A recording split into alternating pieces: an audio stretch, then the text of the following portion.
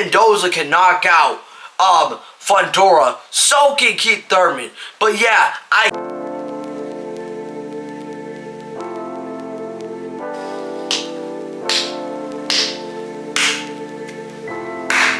What is up, guys? Welcome back to the channel. So in today's video, we will be predicting the fight between Sebastian Fundora versus Keith Thurman.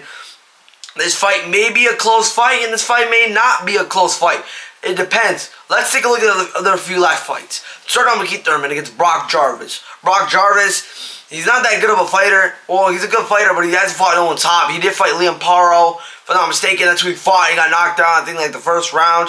So now let's go over this fight, that fight that he had with Keith Thurman.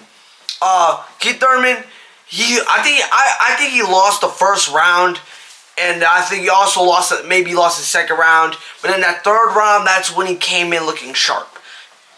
He dropped him a few times and ended up getting the finish. Was I surprised he won? No, I was surprised that he finished him that quick. I think one thing that Keith Thurman does is that he starts off by losing. He starts up slow in that first round, and that's something you do not want to do when fighting Sebastian Fundora, because Fundora is great when it starts in the first round, and he'll start picking up then. Look at this fight with Tim Tszyu. As soon as Tim Tszyu lost that first round, bro, that's when Fundora started kicking up. There were a few times in the fight where Tim Tszyu did win some rounds. I think before the fight was stopped, Tim Tszyu was winning that last round, but then it was like towards like the last 10 seconds he messed up and he lost the fight. Well, he not lost the fight. He lost the round. Then all of a sudden the fight was stopped because he called it, because the corner didn't want to call it though. He called it because he knew that if he was to continue in that fight, he would have got seriously hurt and most likely got a lot of brain damage. I think Tim Tszyu is past his prime. He did look pretty good against the fight with Anthony Vacquias, but Fundora, he gets better and better. From that first fight he had with Tim Tszyu, mind you, he took that fight on a day notice and won the fight in epic war, which was the reason why they rematched. But in the second one, he freaking just demolished Tim Tszyu out of nowhere. It was wild. And mind you, Keith Thurman was supposed to fight Tim Tszyu instead of Fundora, but Keith Thurman had an injury, so the fight had to be pulled out. This fight, I'd say it's kind of close.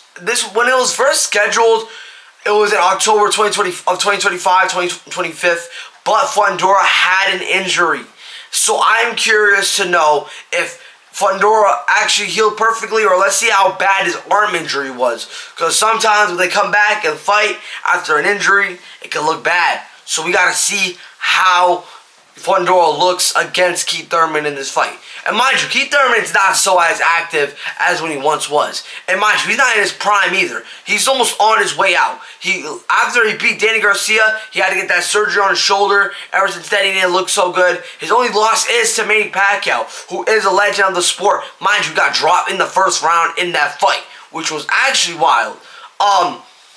I think that all he needs to do is not start off slow in that first round, because that may catch up to him and he may get knocked out, guys. This is a possibility where he could get knocked out early as Tim Tszyu. It could be even worse than what Tim Tszyu had.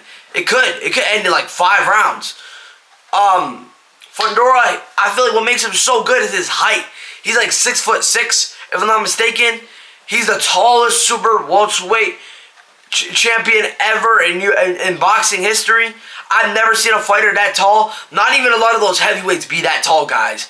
But I think the reason why Keith Thurman has the capability on winning this fight, guys, because mind you, if Brian Mendoza can knock out Fundora, so can Keith Thurman. But yeah, I get it.